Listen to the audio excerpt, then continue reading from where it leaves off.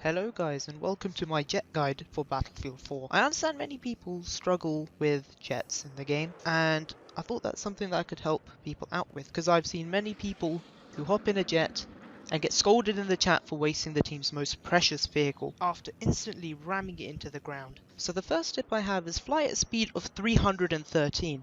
You can see that in the top left of your cockpit, and this alone is probably going to result in you winning at least 80% of your dogfights, because an opponent who does not know this simple number is completely screwed against you. This is because the fastest turn rate is at the speed of 313, and this is going to help you get behind them and ultimately win the dogfight. The second thing you guys have to understand is the difference between a stealth jet and an attack jet. A stealth jet is primarily meant for taking out air vehicles, whereas an attack jet is meant to be taking out ground targets such as tanks, LAVs, and infantry. It's essential you understand and can distinguish the two because the stealth jet is the most lethal vehicle to any aircraft, whereas the attack jet is not as much of a threat. It's out of our control now.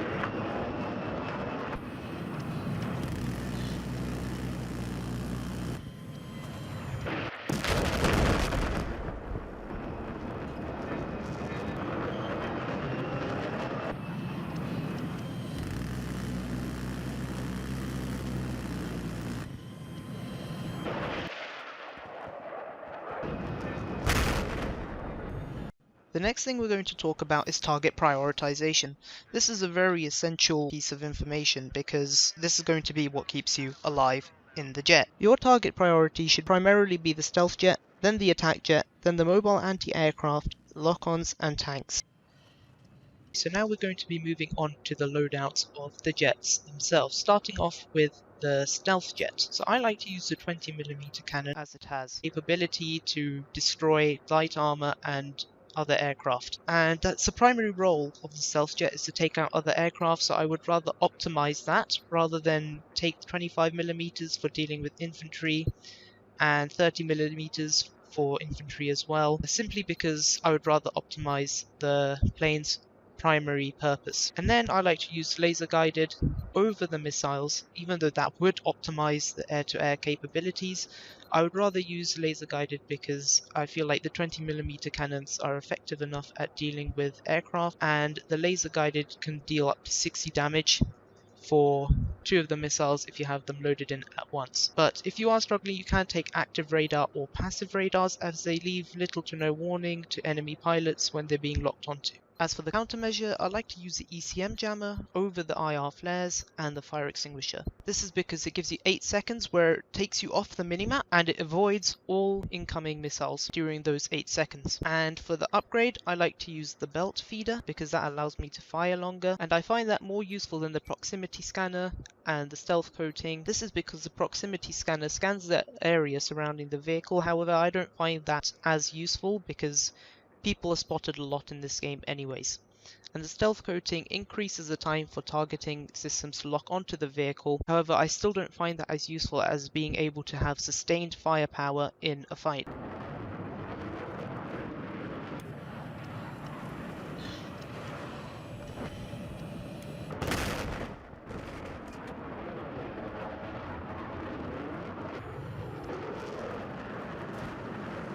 There's a hostile machine gunner due south where you are.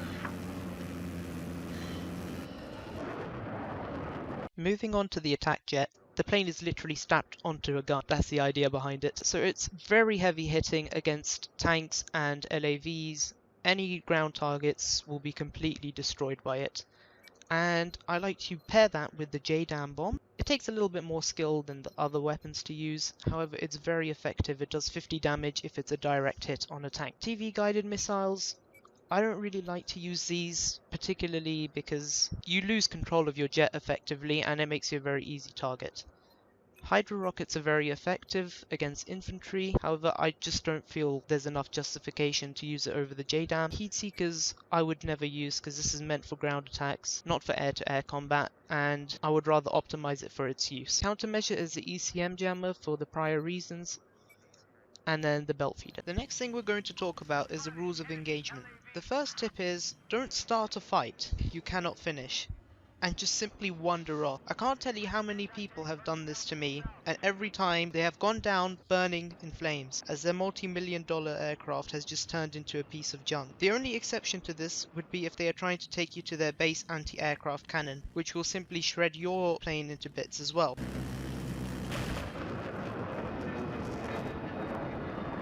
We have aircraft, hostile aircraft operating west of your location. My next tip is always attack an enemy jet from the rear. I can't tell you how many people I've seen trying to take out a jet from the front, simply going head on and eventually just ramming into each other. This is where accusations of ramming happen a lot, but really it's both pilots who are guilty. The way to avoid ramming is when you get close enough to the opponent, simply get ready and into your position to loop, in a position where you can go and get behind the enemy jet and take him out.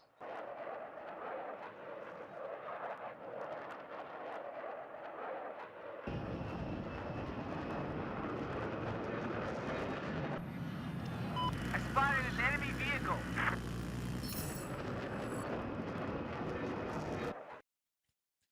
Okay, so next we're going to be taking a look at my key bindings. This is a pretty good starting point, so you guys can copy this down, but ultimately it does come down to personal preference. But this is what I personally like to use. You might like it. So it's here if you would like to copy it. Okay, so the next tip I have is go to the test range. This is your playground to practice in, and really you can practice a lot of the tips that I've given here, such as going at 313. That will win you the majority of your fights, as I've previously stated. Most of the fights in this game do come down to speed control and going at the right speed, because like you can see, look how slow I turn if I'm going full throttle. It's much slower. And there's just no way, your radius is just going to be way too large to win. Same with too slow.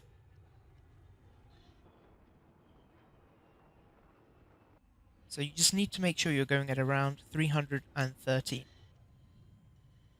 So the next tip I have is that when you are attacking ground targets, you need to make sure you have the right angle of attack and the right attack strategy.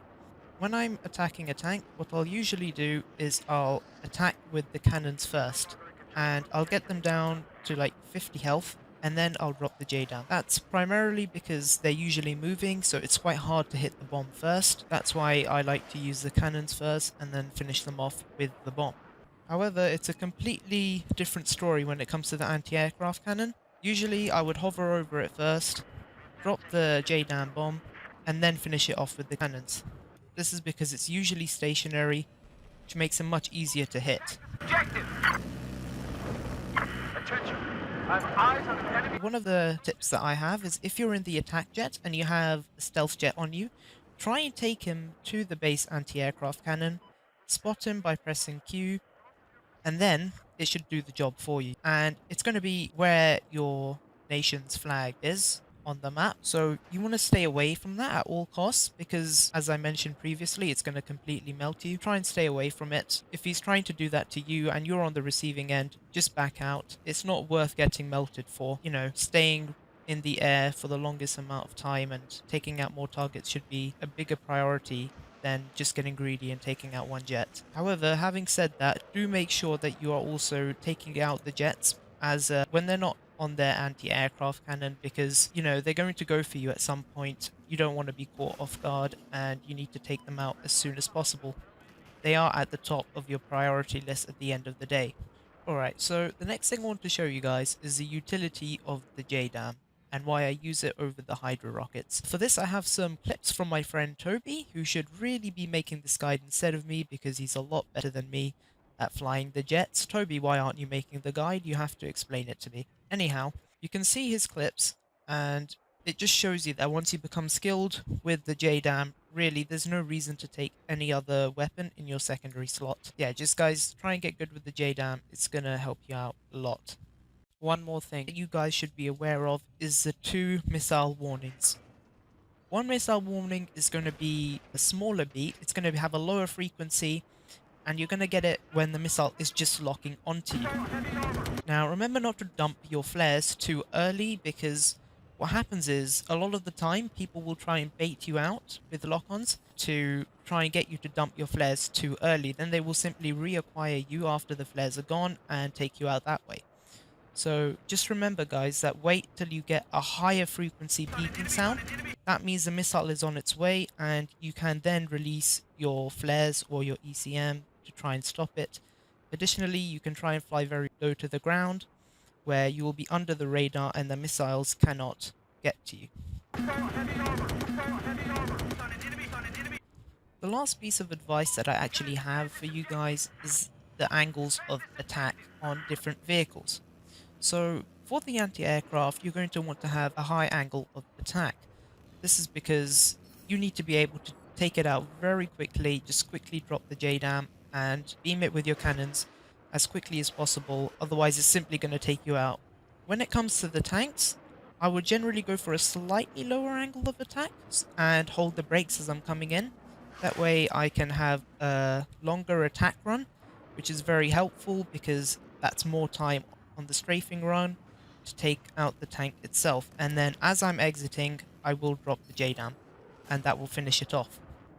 Now, if you are on a naval combat map, one of the things I would advise for the boat is to watch out for TV missiles and burst cannons, because nowadays people are pretty good with those things, and you do want to stay away from TV missiles as they can one-hit you. The good thing is you can see them coming straight at you when they're coming out of the boat. Sometimes you want to hover around it quite high up, try and bait the TVs out, and then go in for your attack run. Again, guys, I do like to have a little bit of a lower angle of attack here. Just lets me go for a longer attack run, and that's pretty helpful considering that they are pretty tanky and you're just not going to be able to take them out in one run in any other way. That's going to be it today, guys, from me. I do make videos every Sunday, tips, gameplay, anything that you'd like to request, you can put in the comments. So if you're into that kind of thing, then you can subscribe to my channel, leave a like, and see you next time. Bye!